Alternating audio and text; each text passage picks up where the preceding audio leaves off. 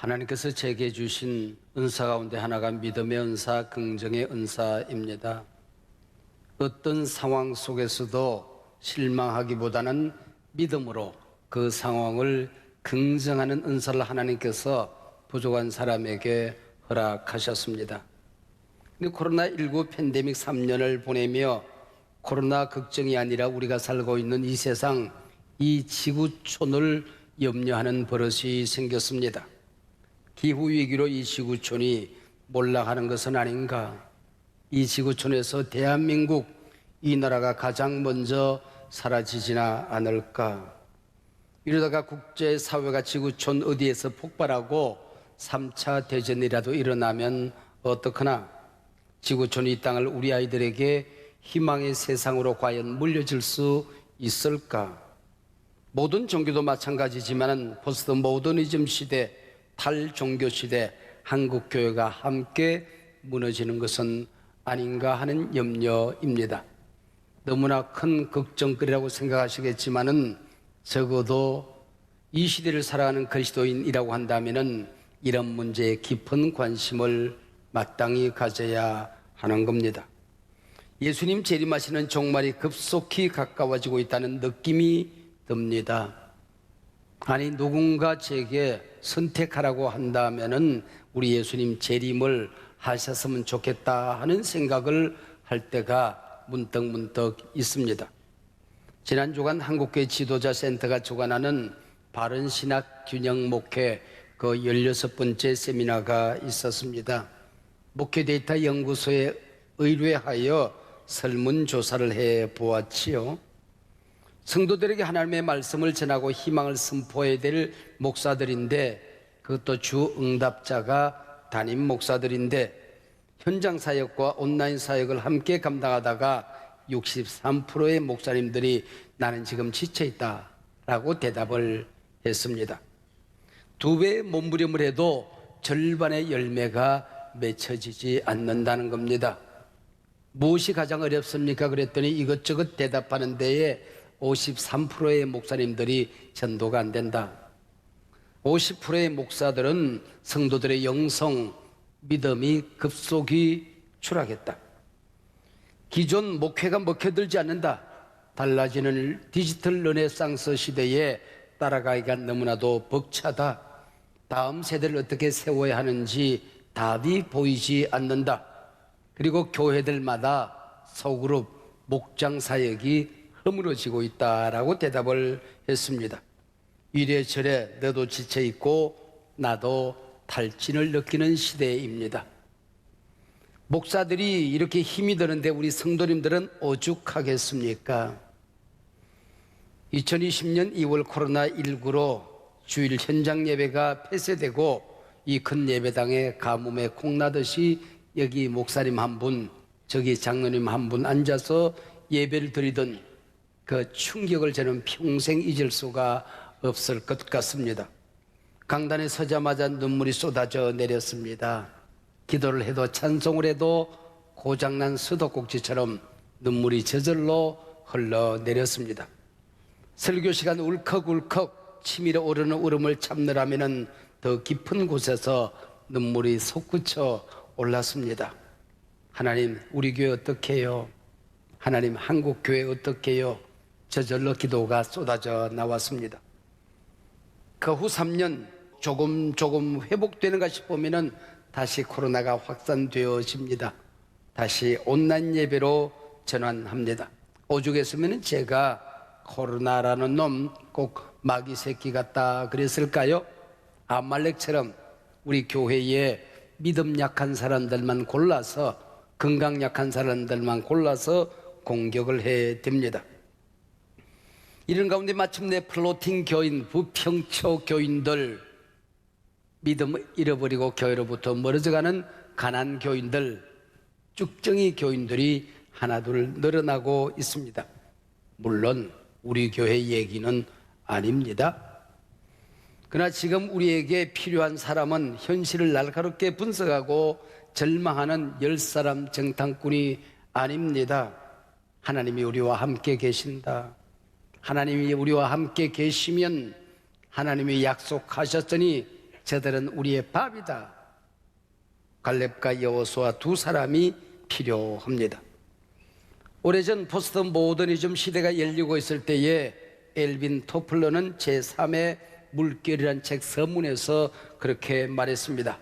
시대가 암울하고 모든 사람들이 염려로 무너져갈 때에 이것이 끝이 아니라 다시 새 시대의 시작이라고 믿는 사람들을 위해서 나는 이 책을 쓴다라고 말했습니다. 이것이 끝이 아니라 시작이다. 시대가 어둡고 매우 불투명할 때에 희망을 보는 사람들에 의해서 새 시대는 언제나 열려왔다고 그런 말합니다. 하나님은 지금 믿음의 사람들을 찾고 계십니다. 믿음의 사람들에게 믿음의 은사를 더욱 크게 부어주십니다. 사람들이 버티기조차 힘들어 지쳐갈 때에 모든 상황을 디디고 일어서서 새 길을 찾는 사람들에게 하나님은 역사의 쟁기를 맡기시는 겁니다. 하나님은 새 일을 행하시고 큰 기적을 행하시고 큰 일을 행하시는 분이십니다. 아브라함의 나이 100세 자식 주겠다는 하나님의 약속이 아스라이 멀어져 갈 때에 하나님의 사자가 나타나서 내년 이맘때에 자식을 보게 될 것이라고 말했습니다. 아브라함에게 믿음이 없었던지 사라는 픽 웃고 말았습니다. 그때 하나님께서 웃었다. 내가 누구냐? 나는 엘샤다이다. 여기 엘샤다이라고 하는 말은 모든 인간의 가능성이 끝난 자리, 인간이 할 수 있는 모든 희망이 끝난 자리에서 천지 우주 만물을 창조하시는 하나님이 직접 나타나셔서 역사하는 것을 엘샤다이, 전능한 하나님이라고 말씀하고 있습니다. 그래서 구약은 할머니가 아기를 낳고 신약은 처녀가 아기를 낳아서 그분의 길을 만들어 가는 것입니다. 이 세상에 불가능한 일들이 많이 있지만은 인간이 구원받을 수 있다는 길이 없는 이것보다도 더 불가능한 일은 없을 것입니다. 그러나 하나님은 이 일을 만드시는 분, 그게 엘샤다이, 전능한 하나님입니다. 오늘 본문 이사야 38장 8절과 43장 19절은 전혀 다른 배경 속에서 기록된 말씀입니다. 이 두 본문에 나오는 공통된 단어 하나가 있습니다. 보라라는 단어입니다. 이 말은 우와, 아싸 하는 감탄사입니다. 야, 신난다. 하나님이 고치신다. 우와, 하나님이 새 길을 만드신다. 아싸, 하나님이 더 큰 길을 만드셨다. 보라, 세상 사람들아, 하나님은 기적을 행하신다라고 말하고 있는 것입니다. 세상을 이렇게 만든 건 너희 인간들이지만은 회개하고 돌아올 때마다 나는 너희를 용서한다. 나는 너희를 치료한다. 모든 상황이 불가능해 보일 때 부정적인 상황을 나는 반전시킨다, 역전시킨다. 그게 바로 보라라는 단어입니다. 오늘 설교 제목, 이번 감사 특밤의 주제와 동일한 제목입니다. 더 큰 길을 만드시는 주입니다. 하나님은 모든 사람들이 지쳐가는 그때에 더 큰 길, 더 큰 기적으로 다가오시겠다는 약속입니다. 더 큰 길을 만드시는 주라는 말 속에는 지금 모든 길이 막혀 있다는 뜻이 포함되어져 있습니다. 그나마 있던 작은 길들이 다 끊어졌다는 뜻이 내포되어져 있습니다. 본문을 살펴보십시다. 솔로몬 왕국 이후 유대 나라는 남북 왕조로 갈라집니다. 북쪽에서는 누가 더 악한가 경쟁이라도 하는 듯 악한 왕들이 시리즈로 등장합니다. 남쪽 또한 악한 왕들이 번갈아가며 등장을 합니다. 바로 이때 히스기야가 왕으로 등극합니다. 우상을 타파하고 선정을 베풉니다. 백성들은 얼마나 커다란 기대, 희망을 가졌을까요? 나불사, 바로 이때 안팎으로 위기가 몰아칩니다. 나쁜 일은 기다렸다는 듯이 함께 몰아쳐 올 때가 있지요. 36장 37장에서 강대국 아수르가 엄청난 군사력을 앞세워 유다를 침공합니다. 유다는 풍전등화, 도간에 든 쥐가 되었습니다. 이어지는 다음 장 38장에서는 히스기야가 중병에 걸려고 죽게 될 것이라는 이사야 선지자의 진단과 예언이 나옵니다. 이때 하나님은 히스기야의 기도를 들으시고 아수르를 물리쳐 주십니다. 뿐만 아니라 히스기야의 병을 고쳐주시고 다 끝난 생명 15년의 수환을 더해 주십니다. 이 일련의 일들을 통해서 역사는 하나님의 손 안에 있다. 모든 것이 끝날 그때에 구원하시는 분은 하나님이시다라는 것을 선포하고 있는 것입니다. 인생에 아이러니가 있습니다. 마땅히 건강하여 큰 일을 해야 할 사람이 병들어 누워있을 때가 있습니다. 당연히 성공하고 누구보다도 교회를 잘 섬겨야 될 사람인데 세상살이에 실패합니다. 만사가 뜻대로 되지가 않습니다. 오래오래 살아서 우리 곁에서 모든 사람들을 행복하게 할 수 있는, 그리고 큰 일을 마땅히 감당할 수 있는 사람이 먼저 하나님의 부름을 받습니다. 하나님 곁에도 선한 일꾼이 필요한가 할 때가 있습니다. 왜 선한 사람에게 나쁜 일이 생기는가라는 책이 있습니다. 자신과 자신의 가정의 불행한 경험들을 살펴본 저자는 결론 부분에서 몇 가지 결론을 우리에게 알려줍니다. 인생의 고난은 나 혼자 겪는 게 아니다. 누구에게나 남 모르는 고통이 있더라. 고난 속에는 인간이 이해할 수 없는 하나님의 신비가 있다. 하나님의 일하시는 방법은 때로 형통이 아니라 고난을 통하여 일을 하시더라. 많은 사람들이 고난을 통하여 하나님의 사람이 되고 하나님의 뜻을 이룰 수도 있다. 믿음의 사람들에게는 한 길이 막힐 때에 다른 길이 열려지고 작은 길이 닫힐 때에 큰 길이 열리더라는 것입니다. 아브라함에게 엘샤다이 하나님으로 다가오셨다면 시대가 어려울 때에 하나님은 웨이메이커, 길을 만드시는 분으로 다가오시더라고 하는 것입니다. 오늘 본문의 주인공 히스기야, 자신의 인생길이 막히고 길이 끊어질 때 그런 이 문제를 어떻게 해결했습니까? 여봐라, 세상의 명의를 찾아오느라, 온 세상을 뒤져서라도 명약을 구해오느라 야단 법석을 떨지 않았습니다. 하나님을 원망하지 않았습니다. 주변 사람들을 불평하지 않았습니다. 자신의 인생을 걱정하고 자학하지 아니했습니다. 오늘 본문 이사야 38장 2절입니다. 히스기야가 얼굴을 벽으로 향하고 여호와께 기도했다. 그 벽은 성전을 향한 벽이었습니다. 포로로 끌려갔던 사람들은 예루살렘을 향한 창문을 열고 성전을 향해 기도했습니다. 성전에 나아가 하나님만 바라보기로 결단한다는 것입니다. 이석증 등으로 귀속 달팽이 관에 문제가 생기면 중심 잡기가 힘이 든답니다. 어지럼증이 생기고 걸핏 넘어집니다. 우리 신앙의 중심은 성전입니다. 교회 중심, 말씀 중심이 흔들거리면 신앙이 흔들거리고 삶이 비틀거리게끔 되어 있습니다.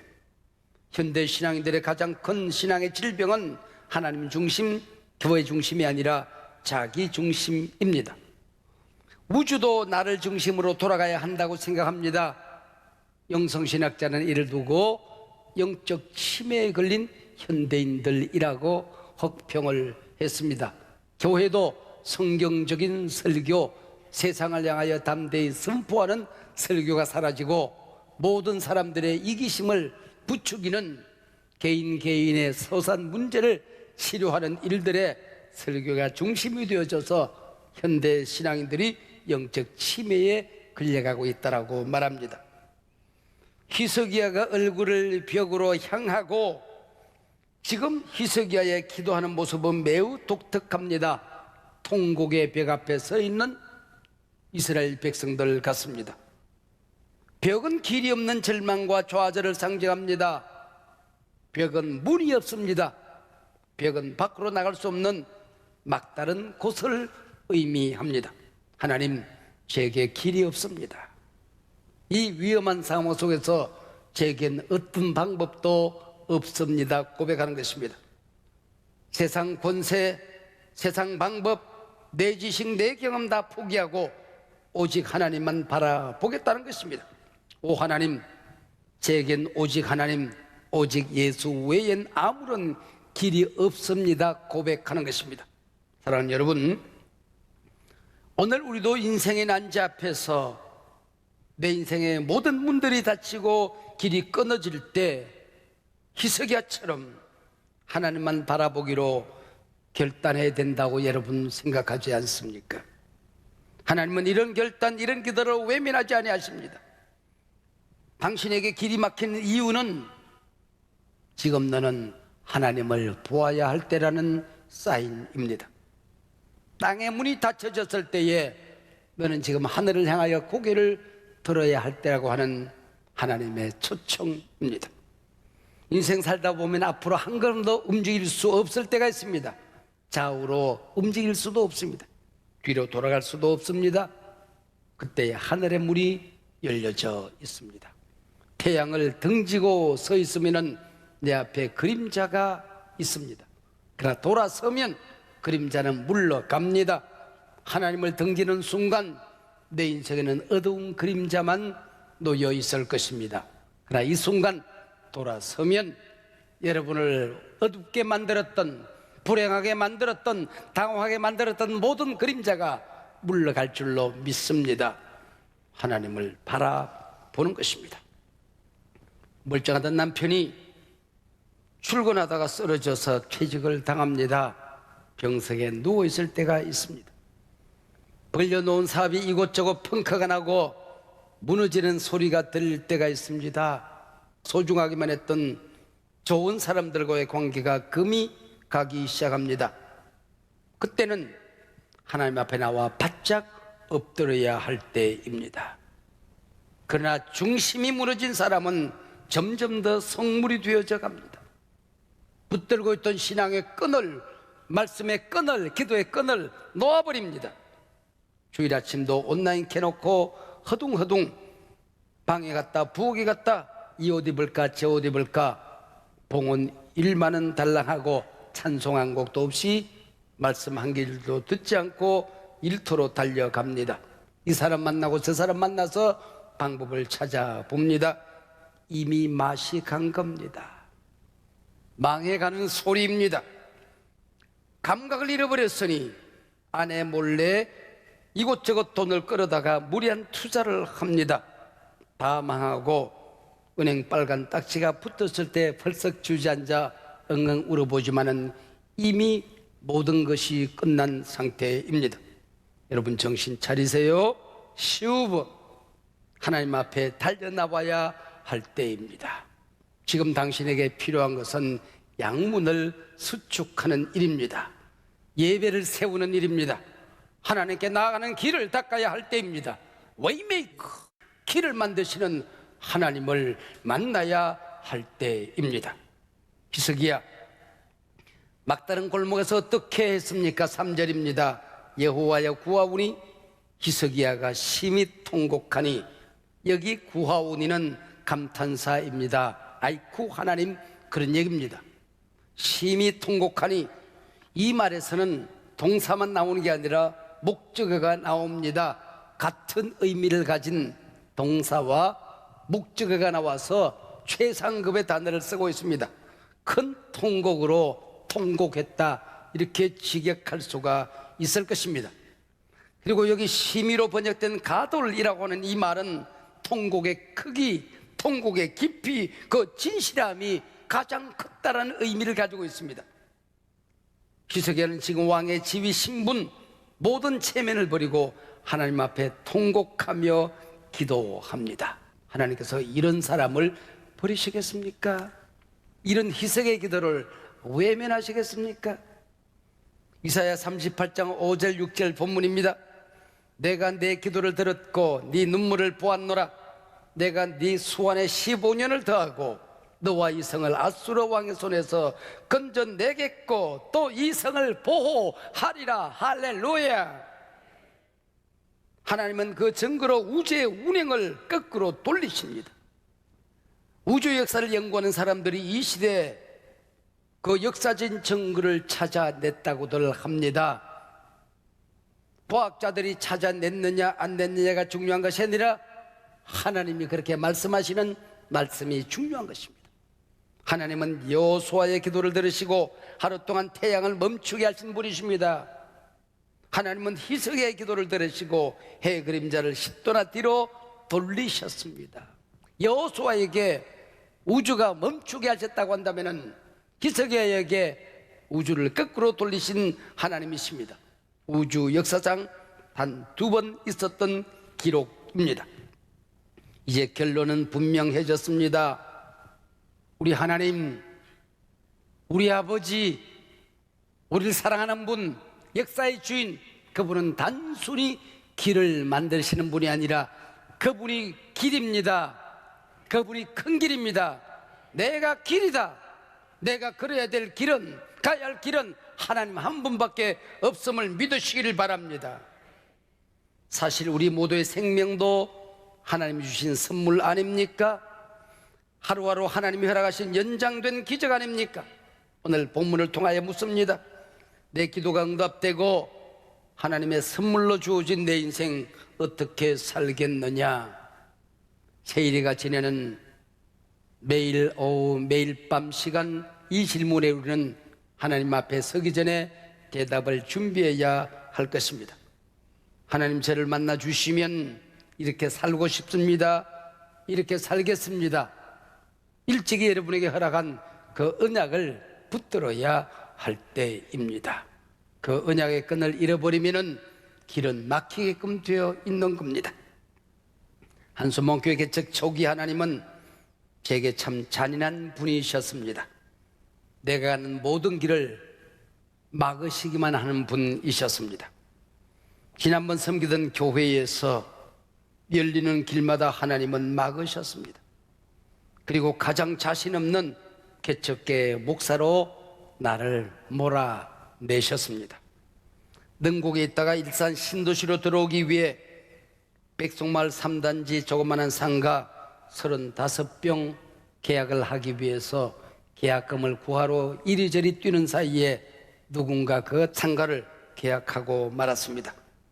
마두동 상가 시절 정발산 및 상가 부지 한 필지를 토계공에서 계약하기 위해서 역시 온갖 몸부림을 하고 있는 사이에 누군가 계약을 해버렸습니다.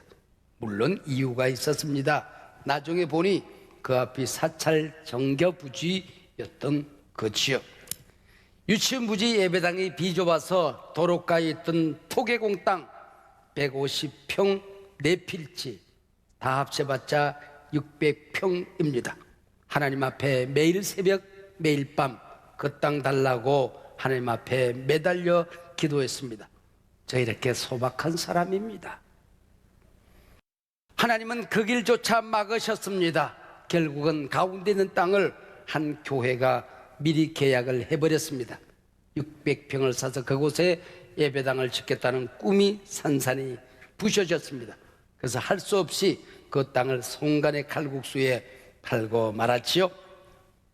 일산 파주적경 이곳으로 달려와서 문중 땅을 계약하기 위해서 설레는 마음으로 도장을 막 찍는데 어떤 분이 달려와서 계약서를 찢어버립니다. 내 눈에 흙 들어가기 전에는 이 땅 안 판다는 겁니다.